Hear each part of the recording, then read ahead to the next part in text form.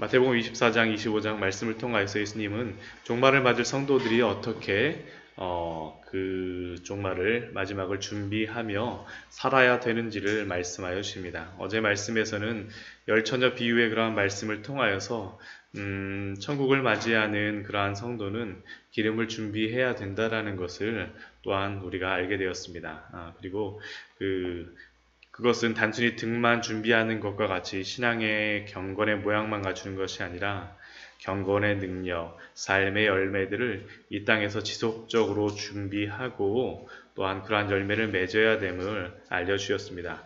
결국 천국을 준비하는 그러한 삶은 하루하루의 삶에서 꾸준히 기름을 준비해야 되는 삶입니다. 오늘은 또한 달란트 비유, 우리가 또 잘 아는 그런 달란트 비유를 통하여서 또한 우리 주님이 우리에게 말씀하여 주시는 그러한 또 말씀을 보도록 하겠습니다. 먼저 14절 말씀을 보면 어떤 주인이 타국으로 여행을 떠납니다.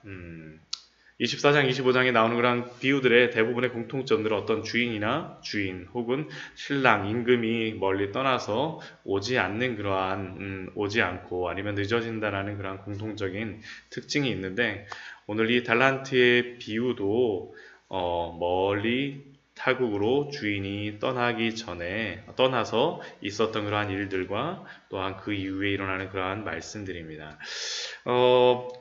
타국으로 주인이 떠날 때 어떻게 합니까? 종들을 불러서 자기의 소유를 다 맡깁니다. 그런데 이 소유를 동일하게 맡기는 게 아니라 오늘 말씀을 보면 어떻습니까? 15절 말씀 보면 각각 그 재능대로 주인이 그 재능대로 맡긴다라고 합니다. 5달란트를 가지고 충분히 할 수 있는 사람에게는 5달란트, 2달란트의 그러한 재능이 있는 사람에게는 2달란트, 1달란트의 재능만 있는 사람에게는 1달란트를 주고 떠납니다. 전에도 말씀드렸지만 여기 이 달란트는 적은 액수가 아닙니다. 정말 큰 액수입니다. 이 1달란트가 6천 데나리온이니까 한 20년치 품삯이 되는 거니까 어마어마한 그러한 돈을 한 달란트라 할지라도 어마어마한 돈을 이 사람에게 맡겼습니다. 그런데 그 주인이 이렇게 맡긴 것이 재능대로 맡겼다라는 것은 또한 무엇입니까? 주인이 감당할 수 있는 그 수준에서 적게 받은 종은 불평할 수 있을지 모르겠지만 굉장히 합리적으로 이것을 또한 맡겼다는 것을 우리는 알 수 있습니다. 그 사람이 감당할 수 있을 만한 그러한 수준에서 그러한 재능들을 줌으로 말미암아서 이것을 잘 보존하고 운영하라는 것이 바로 주인의 그러한 뜻이었습니다. 합리적인 주인입니다. 합리적인 주인. 그리고 이렇게 이 각각의 달란트를 맡겼을 때 어떤 일이 벌어집니까? 5달란트 받은 자는 바로 가서 그것으로 장사하여 5달란트를 남기고 5달란트 받은 자는 바로 가서 장사를 합니다. 그냥 어디 가서 조금 약간 잠깐 놔뒀다 가는 게 아니라 바로 가서 그것으로 장사해. 굉장히 부지런하고 굉장히 지혜롭게 합니다. 그래서 5달란트를 남겼었고, 2달란트 받은 자도 동일합니다. 2달란트 받은 자도 그같이 하여 2달란트를 남겼으되. 근데 1달란트 받은 자는 조금 약간 틀리게 합니다. 어떻습니까? 1달란트 받은 자는 가서 땅을 파고 그 주인의 돈을 감추었더니 이 사람에게는 바로라는 그러한 이야기가 여기에 들어가지 않습니다. 바로 가서 땅을 판 것도 아니고 가서 땅을 파고 그 주인의 돈을 감추어 두었더니 좀 여유가 있었던 것 같습니다. 언제 올지 모르니까 그래 저 땅에다 그냥 감춰두면 되지 이렇게 하고 이렇게 감추었습니다. 근데 실제 이 지역에서는 안전한 은행이라던가 그런 게 없었기 때문에 또 전쟁도 빈발하였기 때문에 돈을 밭에 감추는 일들이 실제로 다 종종 있었다라고 이야기합니다. 그래서 마태복음 13장 말씀에도 어떻습니까? 밭에 감추인 보화에 대한 그런 비유가 나오죠. 이러한 일들이 실제로 다 이 지역에서는 있었던 일들입니다. 그런데 이러한 일이 각각의 그러한 종들이 달란트를 받아서 각각의 일들을 하는데 오랜 시간이 흐른 후에 주인이 돌아오게 되었습니다. 그리고 그들과 결산할 때가 되었습니다. 결국 이 주인이 시간이 오래일지 모르지만 항상 결산이 있다라는 것을 이 종말의 비유에서 우리에게 계속적으로 우리에게 얘기합니다. 결산할 때가 있음에 그러자 각각의 종들이 와서 그 결산을 이제 하기 시작합니다. 먼저 5달란트 받았던 사람은 어떻게 합니까? 자신이 5달란트 받았던 자는 5달란트 자기가 남긴 거를 더 가져와서 이제 자랑스럽게 보고합니다. 주인이요, 내게 5달란트를 주셨는데 보소서, 내가 또 5달란트를 남겼습니다 하고 굉장히 자랑스럽게 그 5달란트 맡긴 자 받았던 사람은 남긴 5달란트와 함께 와서 자랑을 하고 자랑스럽게 보고를 합니다. 그러자 그 주인의 칭찬과 또한 상이 21절 말씀을 보면 나옵니다. 무엇이라고 칭찬합니까? 잘하였도다. 착하고 충성된 종아. 잘하였도다. 착하고 충성된 종아라고 칭찬을 합니다. 그리고 또한 내가 적은 일에 충성하였음에 우리가 5달란트가 큰 것인 것 같지만 그러나 이것을 적은 일이라고 이야기를 합니다. 왜 그렇습니까? 그 뒤에 보게 되면 그 주인이 줄 상이 훨씬 더 크기 때문입니다. 내가 많은 것을 내게 맡기리니 내 주인의 즐거움에 차여며 할지어다 하면서 이 종에게 더 많은 축복이 있을 것임을 또한 약속하고 칭찬합니다. 2달란트 받았던 자도 어떻습니까? 동일하게 그 주셨던 대로 2달란트를 제가 더 남겼습니다 하고 주인에게 와서 자랑을 하고 또한 23절 말씀을 보면 주인이 이르되 동일한 말씀을 5달란트 받았던 자나 2달란트 받았던 자나 동일한 말씀을 그 주인이 기록하고 있습니다. 말합니다. 잘하였도다. 착하고 충성된 종아, 내가 적은 일에 충성하였음에 내가 많은 것을 내게 맡기리니 내 주인의 즐거움에 참여할지어다 라고 23절 말씀에서 분명히 이야기합니다. 결국 이 말씀을 통해서 5달란트나 2달란트를 통해서 이 주인의 그러한 성격이라던가 특징을 알 수 있습니다. 어떻습니까? 그들이 달란트의 어떤 크기에 따라서 차별을 두는 주인이 아니죠. 그렇죠. 공평하게 대우하고 공정하게 5달란트 더 남겨왔다고 그래 뭐 더 칭찬하는 것이 아니라 2달란트 가져온 사람도 동일하게 대우하며 공정하게 공의로운 주인이라는 것을 우리는 알 수 있습니다. 결국 이것은 하나님이 우리에게 마지막에 우리에게 말씀하여 줄 것도 그렇죠. 우리가 이 비유를 보면서 또한 알 수 있는 것이 이 세상을 살아갈 때 우리는 우리가 가진 재능이라든가 능력에 따라서 우리 스스로가 어떻습니까? 나 자신을 판단할 때가 되게 많죠. 나는 이 정도밖에 안 가졌어. 나는 이 정도밖에 안 가졌어. 제가 얼마 전에 어떤 분을 만났었는데, 그 분이 어디 좋은 지역에 좀 여기만큼 좋은 지역에 사시는데 그 교회가 좀 약간 생활 수준이 되시는 분들이 모이시는 것 같아요. 그분도 직장을 좋은 데 다니시고 아내분도 좋은 직장을 가지셨어요. 근데 그분이 말씀하시는 게 제가 있는 그 교회를 가면요 사장님도 계시고 뭐 하신 분도 있어갖고 저 정도는 아무것도 아니에요 막 그런 얘기를 하시더라고요. 우리는 아무리 우리에게 가진 것이 많고 그래도 주변의 사람들하고 막 비교를 하고 우리가 가진 달란트라든가 우리에게 가진 그러한 재능들을 따라서 스스로 그것을 가지고 많다라고 생각하면 어떻게 합니까? 우월감을 가지고 우리가 조금 작다라고 생각하면 어떻습니까? 우리가 조금 약간 부족하다라고 생각하고 열등감에 빠질 때도 있지만 그러나 하나님 보시기에 주인이 보기에는 그 차이를 전혀 두지 않는다라는 겁니다. 왜냐하면 하나님은 그 재능의 크기로 평가하시는 분이 아니기 때문입니다. 그리고 그러한 하나님임에도 불구하고 그러한 주인임에도 불구하고 24절 말씀에 보면 조금 약간 그 주인에 대해서 다르게 평가하는 종이 있습니다. 그 종이 누구입니까? 1달란트 받았던 자입니다. 1달란트 받았던 자가 와서 주인에게 이야기합니다. 무엇이라고 합니까? 주인이여, 당신은 굳은 사람이라 심지 않은 데서 거두고 해치지 않은 데서 모으는 줄을 내가 알았으므로. 이 말씀을 보게 되면 이게 무슨 의미지? 어느 정도 이해는 되는 것 같지만 사실 좀 모호한 그러한 의미가 있습니다. 근데 이 의미가 무엇이냐면 당신은 굳은 사람이라 할 때 이 굳은이라는 이 의미는 엄격한 사람, 단단한 사람, 좀 어려운 사람입니다. 함부로 할 수 없다라는 그러한 사람입니다. 그러니까 만약 그 한 달란트 받았던 사람이 이 주인을 어떻게 봤었냐면 만약 내가 이 돈을 가져가고 조금이라도 실수를 하거나 조금이라도 손해를 보게 되면 이 사람은 나한테서 그것을 반드시 받아낼 사람이다 라는 게 바로 이 말의 의미입니다.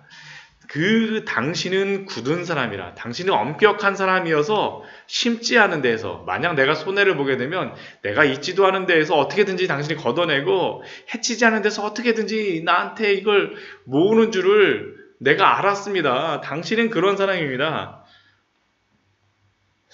결국 어떻습니까? 이 종은 주인에 대해서 어떤 마음을 가지고 있습니까? 주인에 대해서 좀 원망하거나 불평하는 마음이 이 사람의 마음속에 있다라는 것입니다.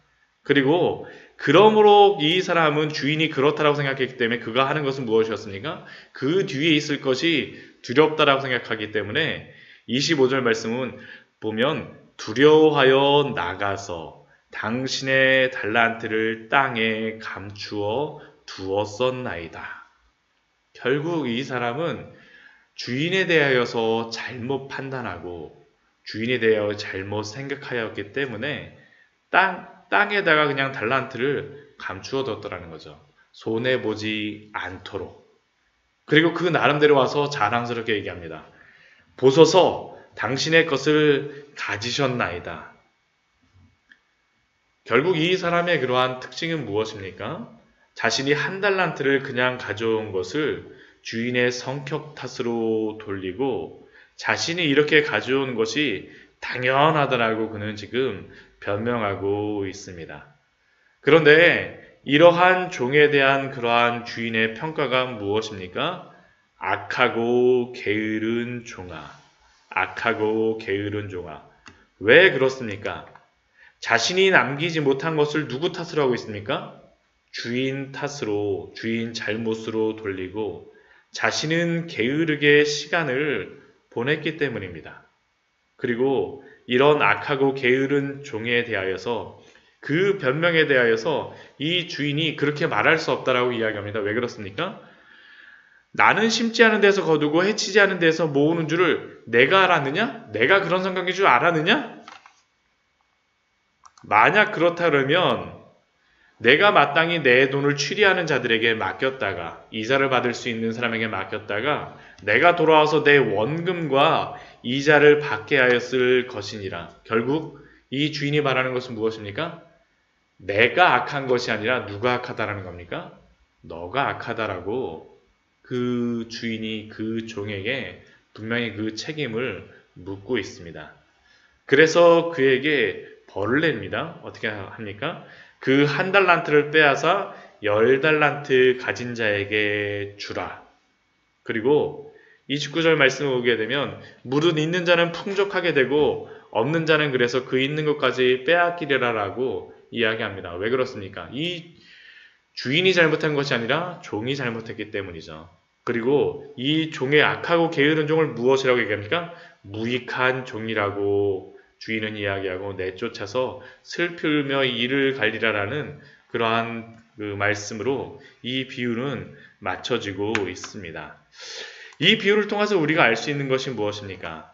하나님께서는 우리에게 이 땅에서 각자의 그러한 재능에 따라서 달란트를 맡기셨다라는 것입니다. 실제로 다 이 달란트에서 우리 탤런트라는 그러한 단어들이 나왔죠. 그리고 재능이라는 그러한 것들이 나왔는데 우리가 그 달란트를 받고 못 남길까 우리가 사실은 걱정할 필요도 또한 없습니다. 왜 그렇습니까?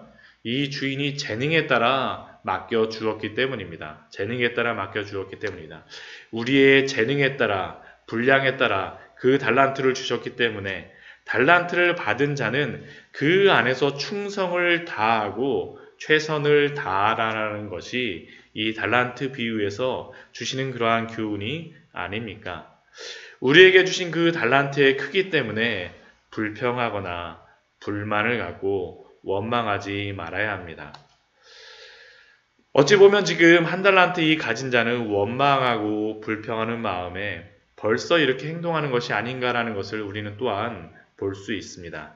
그러나 하나님은 결코 그 달란트의 크기로 그 재능으로 또한 판단하지 않으신다는 것을 우리에게 말씀하여 주십니다. 저는 이 비유를 보면서 하나님이 창조하셨을 때 인간에게 주셨던 그러한 탁월한 재능, 창조 때 인간에게 주셨던 그러한 것들에 대한 그 아담에게 주셨던 그러한 것들과 비교하면서 좀 생각을 해보았었습니다. 하나님이 다른 피조물들과 다른 그 사람하고 틀리게 창조하셨던 그런 특징이 무엇이었습니까? 사람 같은 경우에는 하나님의 형상과 모양을 따라서 창조하시죠. 그리고 다른 피조물들과 틀리게 그러므로 말미암아 또 다른 사명을 주십니다. 그 사명이 무엇이었습니까? 다른 피조물들도 생육하고 번성하여 땅에 충만한 것은 주셨지만 사람에게 더 주신 것이 무엇이었습니까? 땅을 정복하고 다스리는 그러한 축복을 주셨었죠. 그러한 축복을 더 주셨습니다. 왜 그렇습니까? 하나님의 형상으로 만들어진 사람들은 하나님의 형상으로 이 땅 가운데서 나의 모습을 영광을 드러내라는 것이 하나님의 그러한 축복이었습니다. 축복이었습니다. 그런데 이것에 대한 그러한 결과, 나중에 문제가 발생하죠. 무슨 문제가 발생합니까? 선악과를 따먹게 되어집니다. 근데 그 선악과를 따먹고 하나님이 그 선악과를 왜 따먹었는지 아담에게 물으실 때 아담의 변명이 무엇이었습니까? 창세기 3장 12절 말씀을 보게 되면 그가 변명하는 그런 모습이 분명하게 나오죠. 아담이 이르되 하나님이 주셔서 나와 함께 있게 하신 여자 그가 그 나무 열매를 내게 주므로 내가 먹었나이다. 하나님이 주셔서 나와 함께 있는 그 여자가 나에게 주었기 때문에 내가 먹었습니다. 여자에게 책임을 전가하는 것 같지만 사실은 누구에게 책임을 전가하고 있는 것입니까? 하나님께 책임을 전가하고 하나님 책임입니다라고 아담은 이야기하였던 것입니다. 흡사 오늘 한 달란트 받았던 자와 모습이 비슷하지 않습니까? 한 달란트 받았던 자가 와서 주인에게 무엇이라고 말합니까? 당신은 굳은 사람이라 심지 않은 데서 거두고 해치지 않은 데서 모으는 줄을 내가 알았으므로 자신의 죄의 원인, 자신의 게으름의 원인을 주인에게 또한 하나님께 돌리고 있습니다. 그러나 우리가 하나님에 대해서 알아야 될 것은 무엇입니까? 하나님은 항상 옳고 선하십니다. 그분이 이미 각각의 재능을 따라서 달란트를 주셨습니다. 그렇기에 우리가 행해야 될 것이 무엇입니까? 우리에게 주신 그 달란트를 따라서 우리에게 주신 곳에서 성실하게 충성하는 것입니다. 우리 고린도전서 우리 말씀 한번 오늘 같이 한번 찾아보면 좋을 것 같아요. 우리 고린도전서 우리 4장 우리 1절 2절 말씀 같이 한번 보도록 할까요? 오늘 말씀하고 참 잘 맞는 그런 말씀 같습니다. 고린도전서 4장 1절 2절 말씀입니다. 같이 한번 읽겠습니다. 사람이 마땅히 우리를 그리스도의 일꾼이요 하나님의 비밀을 맡은 자로 여길지어다. 그리고 맡은 자들에게 구할 것은 충성이니라. 아멘. 우리는 모두 그리스도의 일꾼이요 하나님의 비밀을 맡은 자입니다.